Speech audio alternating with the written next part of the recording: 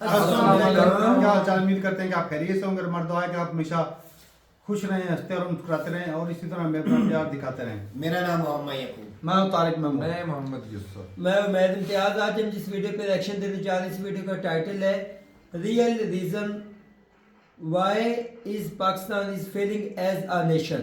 अच्छा तो देखते हैं जी वीडियो और अपना रिव्यू पर देंगे। काउंट करते हैं 3 2 1 video start. You have read a lot about Pakistan. दो कंट्रीज एक टाइम पे अलग हुई, क्यों एक कंट्री बहुत ज़्यादा सक्सेसफुल हो गई और एक कंट्री बहुत ज़्यादा नीचे गिर गई? Why do you think? Give me 1 2 3 reasons. एक तो यही है, एक पाथ ऑफ रिलीजन जो रेडिकलाइजेशन, that you और तब तक Pakistan was ahead of us in every aspect. मतलब टिल 70s ना, Pakistan had better roads, they had better economy, they were rising, they were aligned with USA, they were part of CENTO and they, मतलब हम तो अभी green revolution, white revolution, we were building institutions in our country.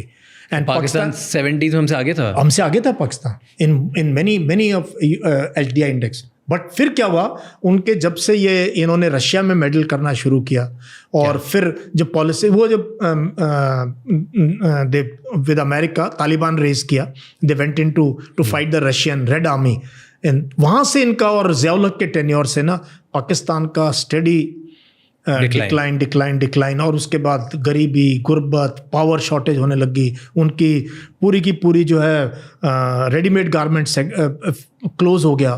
And जहाँ मैंने देख लिया, जहाँ धर्म का तड़का लगाओगे ना, ये बर्बादी की पहली स्टेज है। Any society anywhere, and I make the statement. मैं कल भगत सिंह की वो थी, अगर आप मेरा ट्वीट पढ़ोगे ना, भगत सिंह ने क्या लिखा था, religion is the biggest impediment in the freedom struggle and progress of the nation. वो एथिस्ट थे यार, वो ऐसे पढ़ लो ना क्या लिख के गए लोग। तो आई ऑल्सो, जब वो बहुत ज़्यादा धर्म की बात करता है ना, मैं साइड में हो जाता हूँ, बिकॉज मुझे पता है ना सोसाइटी के लिए सही है ना देश के लिए सही है। Religion is in our homes, in our hearts, outside no. And governance में तो बिल्कुल नहीं।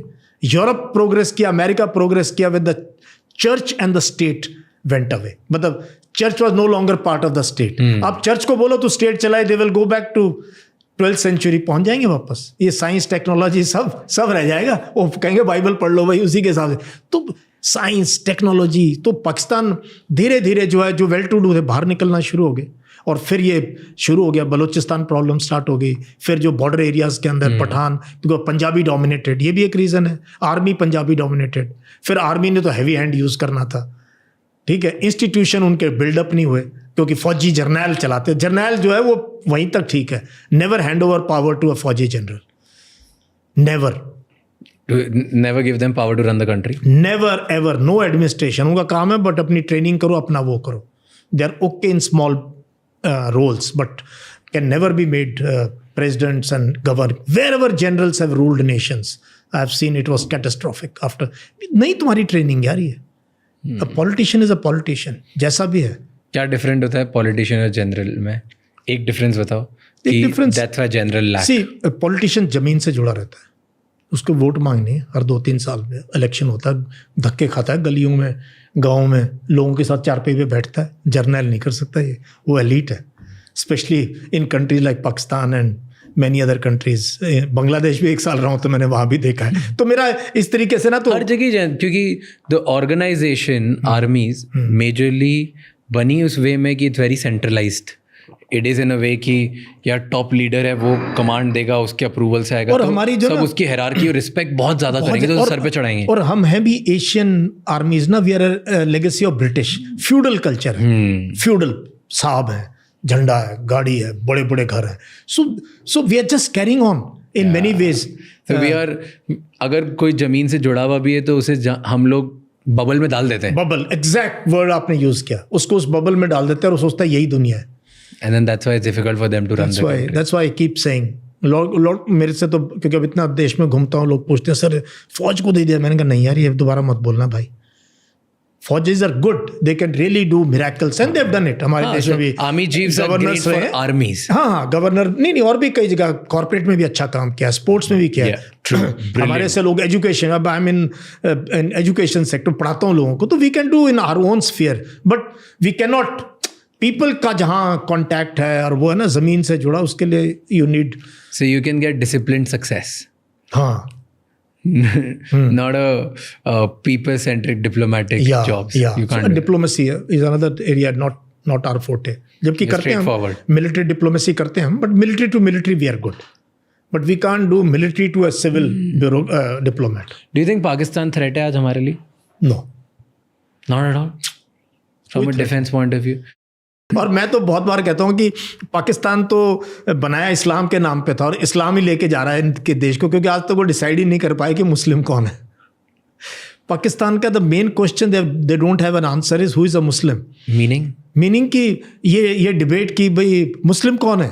भाई अहमदियाज को तो आपने आउट कर दिया है, फिर कहते हैं इस्माइली भी नहीं है, फिर शियाज भी नहीं है, सुन्नी में कौन सा फ़िरका सही मुस्लिम कौन है, असली इस्लाम किसका है. तो ये बलोच पठान को देख नहीं सकता है, पठान पंजाबी को देख नहीं सकता, पंजाबी सिंधी को नहीं देखता, सिंधी मुहाजिर को. मतलब आप देखो ना क्या हो रहा है पाकिस्तान के अंदर. आई एम अ कीन पाकिस्तान वॉचर, और मैं इसलिए अपने बच्चों को बताता हूँ जब मैं पढ़ाता हूँ, मैंने कहा religion never unites, ethnicity unite करती है, भाषा यूनाइट करती है. रिलीजन कभी भी आप दुनिया में नहीं, तो पाकिस्तान में पता है कितना टेररिज्म है, much beyond you and me can't imagine. Khyber Pakhtunkhwa में रोज पाकिस्तान आर्मी के एवरेज है 7-8 सोल्जर, कई ऑफिसर, रोज ये इंसिडेंट्स हो रहे हैं वहाँ पे पाकिस्तान के अंदर. They are facing maximum terrorism today is in Pakistan. उनकी आर्मी, मेरे साथ तो थे ना पाकिस्तानी ऑफिसर्स, वो कहते सर हम कराची जा नहीं सकते, गाड़ी में पिस्टल लेके जानी पड़ती है. मैंने कहा भाई हम धन्य, हम इंडिया में हमने आज तक कभी पिस्टल नहीं कैरी करी अपनी कार में, डंडा नहीं कैरी किया, पूरे देश में घूमे हम, even when I was serving, और अब भी घूमते हैं. We are so safe, we are so secure as a nation. Thank you so much ये क्लिप एंड तक देखने के लिए. अगर आपको और भी ऐसी क्लिप्स देखनी है तो राज शमानी क्लिप्स चैनल को सब्सक्राइब कर लीजिए. ये वीडियो खत्म हो गई. सर की जो बात है ना, ये तो हम तो भाई बड़े अरसे से पहले समझ चुके हैं, लेकिन इंडिया नहीं समझ पाया इस चीज कि यूरोप जो है वो मजहब की जंग में कई साल जो है, 100 साल जो है, सदियां वो जुल्फ है, कई 100 साल, इसीलिए बोला ना कि वो लड़ता रहा और कितनी जाने, लाखों जाने गई. और पाकिस्तान भी मजहब के नाम पे बना, और मजहब के चूरन पे आज देख ले कि किस कगार पर खड़ा है. शिया सुन्नी के अगले दिन शिया सुन्नी के मामले में खैबर जो पख्तूनख्वा के ऊपर जो हकीकत होती है, जब हम हकीकत से मुंह छुपाते हैं ना यूसुफ भाई, वही बाद में हमारे लिए वो चीज़ हमारे लिए मुसीबत बनती है. ये फैक्ट है. तो हम मज़हब के नाम पे सालों को हम चारों बैठे, एक बात करो, हम अपने आप को खोल लेना, हम अपने आप को काफर या दूसरे को काफर ये कहना शुरू कर अपने हम चारों के बिलीफ नहीं, हमारे चारों के बिलीफ नहीं रलने, नहीं मिलने ही नहीं, फर्क है. इसका बिलीफ अलग है भाई, हमारा बिलीफ है अलग है. खुदा पे बिलीफ है, लेकिन बहुत सारी चीजें हैं आगे इसकी शाखें दूर से हमारे वो हमारा जो है ना नहीं मिलता. ये भी हकीकत है. बाकी भाई बात ये है कि मजहब को ले, पर्सनल ले, बाकी जो दुनिया है उसको जिस तरह दुनिया चल रही है उसके साथ साथ चलते रहे, तभी चल सकते हैं. सर ने एक जो बात की ना, तो वो मैं उससे एग्री करते हूँ 100% के. ज़िया-उल-हक के दौर से पहले ना हमारा एक इमेज था, हम मतलब ना गारमेंट्स में, हर चीज़ में ना टॉप पे जा रहे थे एशिया में. जब ये मिलिट्री इन्वेंशन हुई, जब से इस्लामी जमहूरिया पाकिस्तान बना, जब से अमेरिका इन्वॉल्व हुआ, हम ज्यादा गहरे मुसलमान हुए, मुसलमानों का चूरन बिकने लगा, बड़े बड़े जर्नलों को पैसे मिले, उन्होंने इस्लाम का चूरन बेचा, और बीच में कश्मीर का भूत भी हमें चढ़ गया था. उन्होंने भाई साहब, अब मुद्दा यहाँ पे ये यूसुफ भाई, अमेरिका से लिए उन्होंने पैसे और मदरसों से फ्री में लड़ाकू लोग इकट्ठे किए, उनको इस्लाम का चूरन दिया, वो अफगानिस्तान में रशिया के लिए लड़ने के लिए भेज गए. जी ऐसी इधर से फ्री भेजे गए, सिर्फ इस्लाम का चूरन दे के, और जर्नलों को बड़े बड़े जो उनको भाई पैसे मिले, मैं डॉलर में, वो भी. आपकी बात से सहमत इसलिए हूँ कि मैं अगले दिन जनरल अमीर गिल की बुक है अफगानिस्तान, रूस और पाकिस्तान, उसमें एक आर्टिकल पढ़ रहा था. वो कह रहा था कि जब रशियन वार शुरू हुई ना, बैग भर के हमें डॉलर्स आए. तो देख लो कि PIA में या दूसरी जो भी एयरलाइंस में आते थे, किसी की जरूरत नहीं होती थी कि वो बैग चेक कर लेता, यानी कि इतनी तादाद में डॉलर्स आते थे. तो भाई हमारी सोच से भी ज्यादा हम सोच ही नहीं सकते. हमारे पास वाफर मिकदार में डॉलर आते रहे, बहुत आए, खुद काम करने की जरूरत नहीं, फ्री का मिल जाते थे, और जो लड़ाकू थे बेचारे माओ के बच्चे जिनका ब्रेन वॉश करके फ्री में लड़ने के लिए भेजते रहे, और आज वो डॉलर भाई हमारे गले की हड्डी बन गए, हमारे लिए वो सबसे बड़ा वो ना नुकसान साबित हुए। इसलिए कि आज हम जिस कंट्री में जाते हैं हमारे कपड़े उतार ले जाते हैं कि आप दहशतगर्द हैं, हालांकि दहशतगर्दी को डॉलर देने वाला, सपोर्ट करने वाला, बनाने वाला अमेरिका है। लेकिन एक और चीज है, और वही आज जाके हमारे कपड़े उतारता भैया आप दहशत। आज एक और चीज है, मैं थोड़ा इसलिए परेशान हुआ हूँ बल्कि क्योंकि जो आज रिसेंट डेवलपमेंट हुई है कि मौलाना फजलुल रहमान ने ये बोला है कि हम उसने देखा आपने वो डंडा बरादर उसकी एक आदमी उसने बनाई होती है, है इस्लामाबाद में तैयार है कि मदारस का जो कानून है वो रजिस्ट्रेशन का मसला, वो उसने कल तक का अल्टीमेटम दिया है गवर्नमेंट को, नहीं तो बोल रहा है कि उसके 84 मदरसे हैं, सॉरी 184, वो कह रहा नहीं तो मैं सारे लेकर इस्लामाबाद चढ़ाई कर दूंगा, मतलब सारे बच्चे होने ते हालात फिर वही इसमें जो मैं बता देता हूँ क्यों हिला है, वो क्यों हिला है। मैंने तुझे कुछ दिन पहले कहा था कि शहबाज शरीफ की हुकूमत को गिरा के पीपल पार्टी चाहती के बिलावल आए, अब वो प्रोपेगेंडा फैसल वावड़ा है कि इन दोनों को नहीं पता, तुझे शायद पता हो, हमें भी पता पीटीआई का था, उस बंदे को आगे किया गया है, उसने फजलू को, महमूद अजजाई को, अख्तर विंगर को अपने साथ मिला रही है। अब वो बिलावल को आगे लाने के लिए वो कह रहा है कि आपने पीटीआई की अवाम के ऊपर जुल्म किया है और हमने तिजारत जुल्म किया है, मैं अब उस वजह से भी आपके खिलाफ हो गया हूँ, आपने मेरे साथ तीसरी बार डील करके गलत किया है, इसलिए अभी मैं चाहता हूँ बिलावल आगे आए, और बिलावल आगे आ रहा है। अब बातचीत हो रही है आर्मी के साथ, बिलावल को आगे लाने के लिए फजलों की डंडा फोर्स जो इस्लामाबाद जो भी एक मजहबी चूरन तो दिया जाए, मजहबी चूरन दिया जाए। अब देखें यहाँ पर भी कितना नुकसान होगा 10 साल बाद देखना, मैं जनरल बात करूँ, सिर्फ 10 साल बाद देखना भाई। मसला यहाँ पे ये कि वो गिराना तो वो सरकार चाहते हैं शहबाज शरीफ की, बिल्कुल, और लाना चाहते हैं बिलावल भुट्टो को, और सियासत क्या कह रहे हैं, वो मदरसा वाले स्टूडेंट को लेकर आ रहे हैं, मजहबी चूरन। एक और चीज भी आपको बताओ यूकूब भाई, आपको चीजें आप करते हो, 56 से 56 सीटें हैं पीपल्स पार्टी की, ऐसी है ना, अगर वो एकदम से कहे कि हम इस हुकूमत के साथ नहीं बनते, एमकेएम की 17 है, हुकूमत ऑटोमेटिक आज कह रही है यार, सिर्फ ये पीछे हाँ कर दी उन्होंने, और भाई केपीके वाले मदरसा एक्ट पास करवाना, केपीके नहीं मानने का, मैंने पीटीआई ने ऐलान कर दिया हम फजलू पे एतबार नहीं करेंगे, इसने हमें या सैनिक को बनाने के लिए धोखा दिया है, हम इसके साथ नहीं मिल सकते। आप मैं उसने जवाब दे दिया, भरोसे के लायक है। मैं आपको कहा कि हम इसकी बात नहीं, आपसे एक सवाल पूछ, सियासतदान को एक सवाल पूछ, 56 मेंबर अगर पीपल्स पार्टी के 17 उनके अगर वो एकदम से अलहदा हो जाए, हुकूमत गिरती कि नहीं गिरती? तो वो ही चाहते बिलावल को आगे लाना चाहते हैं, तो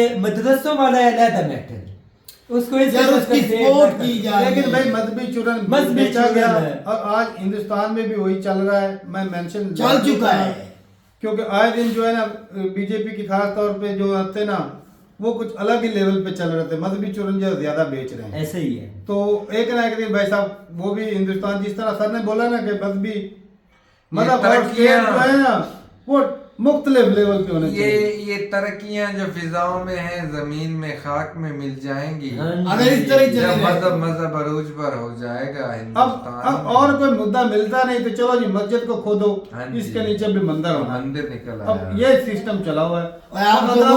वो जो उससे भाई साहब पता है कितने फसाद फैलते हैं। अजमेर में जो दरगाह है उसको भी मुसलमानों के दिल पे चोट लगती है कि नहीं लगती है भाई साहब। और जब वो सच्ची मुच्ची निकले या झूठ मूठ का निकले मंदिर आ जाए तो वो सीधा हिंदुओं के दिल पे चोट लगती है। तो ये एक तीर चलाया के दो कौमों को ये ऐसे। अजमेर शरीफ का जो गद्दी नशीन है ना उसको चला रहा है, आपने सबने देखा होगा वीडियो चल रही है, उसने खुल्लम खुला ऐलान कर दिया भाई गिरा दे तो वही अच्छा है। अगर आप इस तरह कदम उठाओगे, उसके नीचे भी मंदिर शुमार हो चुका है कि उसके नीचे भी ये पहले मंदिर की जगह थी, पता नहीं कि हर जगह पे। मैं तो कहता हूँ ये कहीं कोई जगह ऐसी दिखाओ जहाँ मंदिर नहीं था, इस तरह तो हर जगह पे मंदिर होगा, हो भी सकता है।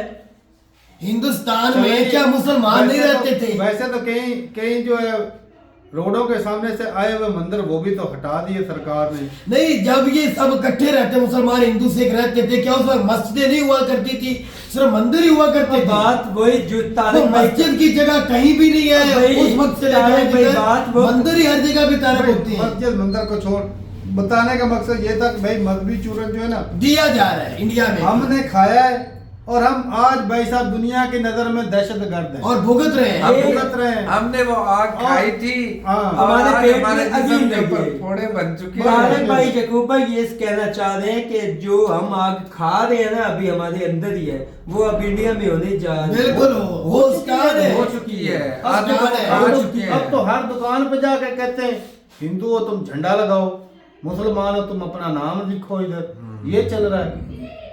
किस लेवल तक बांटा जा रहा तो है? ये बंदे बंदे को तो तो बांटा जा रहा है। ये तो फिर धर्म से किसी को नीचे धर्म के नाम पे गिरे बांट नहीं दिया, बोले। किसी को जाति के नाम पे बांट दिया, ये सिस्टम चला। जब ये चीजें बढ़ेगी तो एक धर्म से मुल्क ओ नीचे चलो गिरेगा। भाई साहब, जो कल को हमें ताना देते रहे हैं, अब वो भी आज face उनकी कर हालत रहे हैं। खुद वो ऐसी ही हो रही है। चलो हालांकि ठीक है। हम उनके लिए बेहतरीन मिसाल थे, मजहब के नाम पर हाँ लड़ने वाला जी, कश्मीर सारी फेल दुनिया हुआ। के लिए हम तो उनके लिए बेहतरीन मिसाल थे, हाँ, सही लेकिन है। वो हमसे भी नहीं सीख रहे। चलें जी, बताइएगा जरूर अपनी राय कमेंट सेक्शन में। बाकी भाई जो भी है सारे धर्म जो है ना वो वैसे पर्सनल मैटर होता है हाँ हर किसी जी। का, और मजहब को ना ज्यादा जो है ना ओपनली नहीं लेना चाहिए, किसी पे जबरदस्ती थोपना नहीं चाहिए। मैंने कई वीडियोस देखी हैं जो जबरदस्ती, मुस्लिम भी कई मैंने देखे जो हिंदुओं से अल्लाह अकबर के नारा लगवाते करते हैं। मैंने वीडियोस देखी हैं भाई, इसमें भी कोई दोहरी राय नहीं। हिंदू भी देखे हैं जय श्री राम के नारे लगवाते हैं जबरदस्ती, और ये चीजें जो है ना गलत है। ये दो कम्युनिटी में ना हमारे पास तो भाई वो गिनती के रह गए हिंदू, अगर हम उनके खिलाफ लड़ भी लेना तो हमारा इतना बड़ा लॉस नहीं होने वाला, क्योंकि जो हमारा होना था वो ऑलरेडी हो चुका है। लेकिन हिंदुस्तान में मिनोरिटी भाई साहब 17-18 करोड़ है, हाँ जी।